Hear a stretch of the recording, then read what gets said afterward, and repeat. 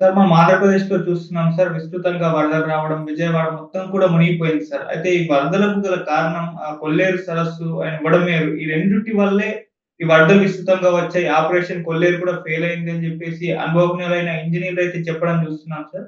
అసలేం జరిగింది కొల్లేరులో గానివ్వండి, ఇప్పుడు బుడమేరులో కానివ్వండి, వరదలు ఇంత ఎత్తున రావడానికి గల కారణాలేంటి సార్?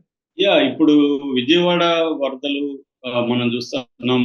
ఆగస్టు 30, 31 తేదీ 36 గంటల్లో 26 సెంటీమీటర్ల వర్షం అనేది కురిసింది. 2005 తర్వాత ఇది అతిపెద్ద వర్షం.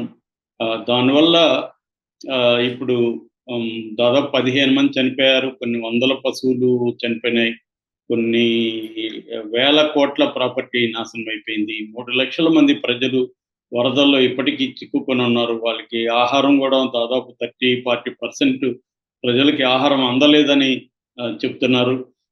చంద్రబాబు చేసిన ఫోన్ సర్వేలో కూడా 30% పీపుల్‌కి ఆహారం అందలేదని తెలిసింది.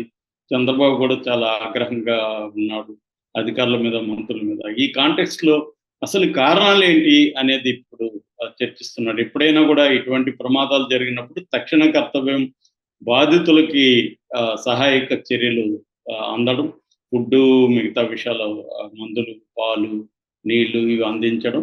దాని తర్వాత అసలు దీనికి కారణాలేమిటి? ఎటువంటి భవిష్యత్తులో రాకుండా ఉండాలంటే ఏం చేయాలి? అనేది కూడా చర్చించుకోవడం అవసరం. ఈ యాంగిల్‌లో కొంతమంది ఈ రంగాల్లో పనిచేసిన ఇంజినీర్లు, ఎన్విరాన్మెంటలిస్టులు బయటకొచ్చి మాట్లాడుతున్నారు. వాళ్ళేం మాట్లాడారనేది మనం చూద్దాం. ఇందులో ప్రధానంగా 2 విషయాలు. ఒకటి కొల్లేరు కొంప ముంచింది. అంటే ఆపరేషన్ కొల్లేరు ఫెయిల్యూర్ కావడం వల్లనే ఈ ప్రమాదం జరిగిందనేది ఒక యాస్పెక్ట్. రెండోది బుడమేరు చుట్టుపక్కల బుడమేరు నది పరివాహక ప్రాంతం ఏదైతే ఉందో దాన్ని ఆక్యుపై చేసుకొని కాలనీలు కట్టేశారు. అందువల్ల కూడా ఈ ప్రమాదం చోటు చేసుకుంది. వరదలకి 2 కారణాలు అని చెప్తున్నారు. ముందుగా కొల్లేరు గురించి మనం బ్రీఫ్‌గా చెప్పుకుందాం. కొల్లేరు అనేది ఇటు ఏలూరు, వెస్ట్ గోదావరి జిల్లాల మధ్య 12 మండలాల్లో 2,22,300 ఎకరాల విస్తీర్ణంలో ఉంటదన్నమాట. ఇది చాలా పెద్దది. సో, ఇందులో ఈ ఏరియాలో 122 గ్రామాలున్నాయి. అయితే ఇక్కడ ఏం జరిగిందంటే పర్యావరణ పరిరక్షణ కోసం కొల్లేరును కాపాడాలని చెప్పి కొల్లేరు అభయారణ్యంగా ప్రకటించారు. 77,138 ఎకరాల్ని కొల్లేరు అభయారణ్యం అంటే శాంక్చురీ, దాన్ని ప్రొటెక్ట్ చేయాల్సిన ప్రాంతంగా చేశారు. ఇక్కడ మామూలుగా కొల్లేరులోకి ఇప్పుడు బుడమేరు వల్లనే కదా విజయవాడ జరిగింది. బుడమేరు, రామిలేరు, తమ్మిలేరు, గుండేరు, ఎల్లకాల్వ ఈ వాగులు నదులు కొల్లేరులోకి వెళ్తాయన్నమాట. అందువల్ల కొల్లేరులోకి వెళ్ళి కొల్లేరు నుంచి పెదయండ్లగాడ దగ్గర ఒక వంతెన ఉంది. ఆ వంతెన ద్వారా సముద్రంలోకి వెళ్తాయి వాటర్. ఇది ప్రాసెస్ అన్నమాట. ఇప్పుడు ఈ ప్రాసెస్‌ని డిస్టర్బ్ చేశారు. ఇప్పుడైతే ఆ వంతెన దగ్గర 12 అడుగుల నీళ్లుంది. అది గాని ఇంకొక అడుగు పెరిగితే దాదాపు 13 లంక గ్రామాలు మునిగిపోయే ప్రమాదం కనిపిస్తుందంటున్నారు. మళ్ళీ 5వ తేదీ అంటే రేపు పెద్ద ఎత్తున వర్షం కురవబడబోతుంది. అల్పపీడనం బంగాళాఖాతంలో రాబోతుందని కూడా వార్తలొస్తున్నాయి. సో, అందువల్ల ఇది జరిగింది. సో, ఇప్పుడు ఆపరేషన్ కొల్లేరు అనే దాన్ని అనౌన్స్ చేశారు. ఈ ఆపరేషన్ కొల్లేరు ఏందంటే, ఈ కొల్లేరు ప్రాంతంలో చేపల చెరువులు అంటే దాదాపు వేలాది ఎకరాలలో చేపల చెరువులు, రొయ్యల చెరువులు వేసేసుకున్నారు. దానివల్ల కొల్లేరు ముఖద్వారం అంతా చెరువులతో నిండిపోయింది. ఈ చేపల చెరువులు, రొయ్యల చెరువుతో. అందుకని దీన్ని తొలగించడం కోసం ఆపరేషన్ కొల్లేరు అనే పేరుతో 2006లో 25,142 ఎకరాల్లో ఉండే చెరువుల్ని తొలగించి కట్టారు.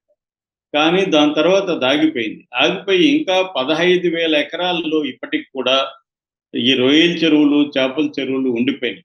అందువల్ల కొల్లేరులోకి బుడమేరు కావచ్చు, మిగతా నేను చెప్పిన లిస్టులో ఉండే చెరువులన్నీ నదులు అన్నీ కూడా కొల్లేరు చెరువులోకి వెళ్లకుండా, సరస్సులోకి వెళ్లకుండా ఇవి అడ్డుకుంటున్నాయి. అందువల్ల వెనక్కి తన్నుతుంది. వరద వెనక్కి తన్నుతుంది. ఇది గాని సాఫీగా వెళ్ళి ఉంటే ఇప్పుడు చాలా వరకి ఈ స్థాయిలో ఉండేది కాదు. ఇది బేసిక్గా కొల్లేరు ముఖద్వారాన్ని ఈ రొయ్యల చెరువులు, చేపల చెరువులు ఆక్యుపై చేసేసి బుడమేరు నుంచి మిగతా నదుల నుంచి, వాగుల నుంచి వెళ్ళే వాటరు కొల్లేరు లేక్ సాఫీగా వెళ్లకుండా అడ్డుపడుతున్నాయి. ఇది మానవ తప్పిదమే. జగన్ మానవ తప్పిదం అన్నాడని విమర్శించారు. జగన్ చెప్పిన మానవ తప్పిదం ఏంటంటే చంద్రబాబు ఇంటి కోసం ఇది 11 గేట్లు బుడమేరు దగ్గర ఎత్తేసారు. దానివల్ల మానవ తప్పిదం ఇదని జగన్ చెప్తున్నాడు. కానీ నిజానికి దీనికి చంద్రబాబు బాధ్యుడు, జగన్ బాధ్యుడు, అన్ని పార్టీల వాళ్ళు బాధ్యులు. ఎందుకంటే ఈ చెరువులు ఒక పార్టీ వాళ్ళదే కాదు. ఏ పార్టీ అధికారంలో ఉంటే ఆ పార్టీకి చెందిన వాళ్ళు ఆక్యుపై చేస్తూ ఉన్నారు. మనం ఇప్పుడు హైదరాబాద్లో చూస్తున్నాం కదా, అదే జరుగుతుంది ప్రతి చోట కూడా. సో ఇది ఒక రకంగా ఈ కొల్లేరు చెరువుని, కొల్లేరు సరస్సుని పరిరక్షించకపోవడం వల్లే ఈ ప్రమాదం జరిగిందనేది ఒక ఆస్పెక్ట్. ఇక రెండోది బుడమేరు. బుడమేరు మైలవరం కొండల్లో పెద్ద వాగు అనమాట ఇది. దీని నిజానికి మేజర్ డ్రెయిన్ అని పిలుస్తారు. పెద్ద నది కూడా కాదు, మేజర్ డ్రెయిన్ అంటారు అనమాట. ఇది అరిగిపల్లి, కొండపల్లి ఈ 2 కొండల మధ్య గుండా మొదలయ్యి ప్రవహిస్తుంది. కృష్ణా గోదావరి పరివాహక ప్రాంతం గుండా వస్తుంది అనమాట. యాన్యువల్ గా దీని కెపాసిటీ 10 నుంచి 11,000 క్యూసెక్కుల వాటర్ మాత్రమే. అంటే ఎంతో తక్కువ కెపాసిటీ ఉన్న ఒక పెద్ద వాగుగా మనం చెప్పుకోవచ్చు. అయితే దీనికి ఏమవుతుందంటే కృష్ణా గోదావరి పరివాహక ప్రాంతాల మధ్య ఇది ఉంటది. దీంట్లో 2005లో 75,000 క్యూసెక్కుల వాటరు అప్పుడు వచ్చింది. అప్పుడు కూడా వరదలు వచ్చాయి మనకి. 2009లో కూడా ఈ ప్రాబ్లం వచ్చింది.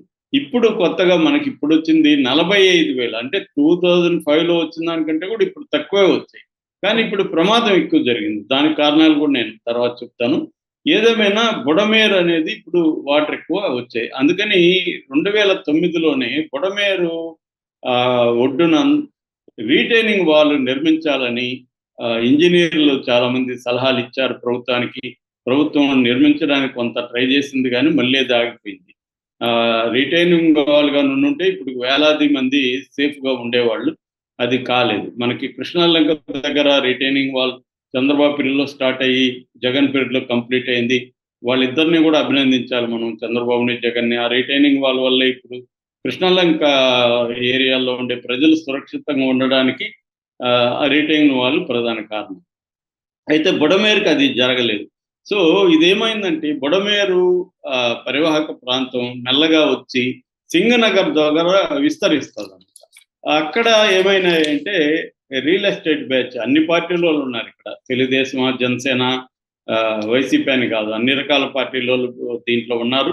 వాళ్ళు ఏం చేశారంటే వెంచర్లు వేసి మిడిల్ క్లాస్ రేట్లు కూడా పెట్టారు అట్రాక్ట్ చేయడానికి. దాంట్లో మిడిల్ క్లాస్ అంతా కూడా ఏమైంది, తక్కువ రేట్లకు వస్తుంది, మంచి కాలనీ డెవలప్ అవుతుంది ఇక్కడ అని చెప్పి కొనేశారు అక్కడ. సో ఇప్పుడు ఎక్కడైతే ఈ కాలనీలు ఏర్పడ్డాయో అవే ఇప్పుడు మునిగిపోయినాయి. అవే మనకి సింగనగర్ కావచ్చు, రామకృష్ణాపురం కావచ్చు, నందమూరి నగర్ కావచ్చు, నున్నా కావచ్చు, 1 టౌన్ కావచ్చు, కృష్ణలంక, ఇబ్రహీంపట్నం, ఇవన్నీ మునిగిపోవడానికి ప్రధాన కారణం బుడమేరు పరివాహక ప్రాంతాన్ని ఆక్యుపై చేసి కాలనీలు కట్టేశారు. ఇది మేజర్ గా మనకి జరుగుతుందన్నమాట. సో ఇది మామూలుగా అయితే బుడమేరు డ్రైన్ కి డైవర్స్ కెనాల్ ఒకటి ఉంది. దాన్ని రెగ్యులేటర్ ఉంటది. అక్కడ 11 గేట్లు ఉంటాయన్నమాట. ఈ 11 గేట్లని మొన్న ఎత్తేసారు. దీనివల్ల కూడా మామూలుగా పవిత్ర సంఘం దగ్గర కృష్ణానదిలో కలిసే వాటర్ ఇటుపక్క వచ్చేసి విజయవాడ నగరానికి వరదలు రావడానికి ఇది కూడా ఒక కారణం. జగన్ ఈ పాయింట్ అయితే చెప్పాడు, అది చంద్రబాబు కోసం ఎత్తారని చెప్పారు, కానీ ఇది కూడా ఒక కారణం అని ఇంజనీర్లు చెప్తున్నారు. సో ప్రధానంగా 2 కారణాలు. ఒకటి, కొల్లేరు సరస్సుని ఆక్యుపై చేసిన ఈ రొయ్యల చెరువులు, చేపల చెరువులు, దానివల్ల ఈ వాగులన్నీ అటు పోకుండా రివర్స్ వరద తన్నింది. అట్లాగే బుడమేరు ని ఆక్యుపై చేసి బుడమేరు కోర్సుని ఆక్యుపై చేసేసరికి ఆ బుడమేరు వాటర్ అంతా కూడా ఆ కాలనీలకి వెళ్ళిపోవాల్సిన పరిస్థితి ఏర్పడింది. ఈ 2 ప్రధాన కారణాలు అని చెప్తున్నారు. ఇప్పటికైనా కూడా చంద్రబాబు ప్రభుత్వం ఈ కారణాలను విశ్లేషించి జగన్ను ఇంకొకరిని తిడుతూ కూర్చోకుండా ఇప్పుడు ఏం చేయాలి, ఈ ఆక్యుపేషన్స్ ని ఎలా తొలగించాలి దాని కాలువని ఎలా మళ్ళీ పునరుద్ధరించాలి, దాని కెపాసిటీని కూడా పెంచాల్సిన అవసరం ఉంది. 11,000 క్యూసెక్కుల నుంచి దాన్ని 40,000 30,000 స్థాయికి కూడా పెంచాల్సిన అవసరం ఉంది.